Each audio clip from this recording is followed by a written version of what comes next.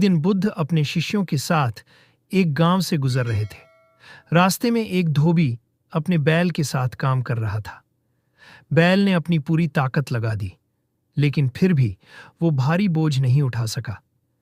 धोबी बैल को मारने लगा और गालियां देता गया।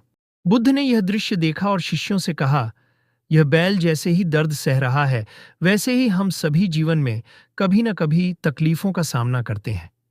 परंतु सबसे महत्वपूर्ण बात यह है कि हम उन तकलीफों का कैसे सामना करते हैं।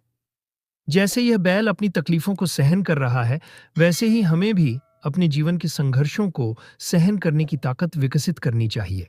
धोबी के पास गए बुद्ध और उससे पूछा, तुम्हारे बैल को क्या हो गया है? धोबी ने जवाब दिया, यह बैल काम करने में असमर्थ है और मैं इसे मार रहा हूं ताकि यह अपना काम ठीक से करे।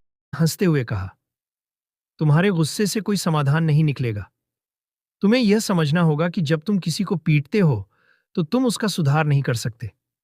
उसे समझने और सहानुभूति देने की आवश्यकता है। थोड़ी देर सोचता है और फिर उसे अपनी गलती समझ आती है।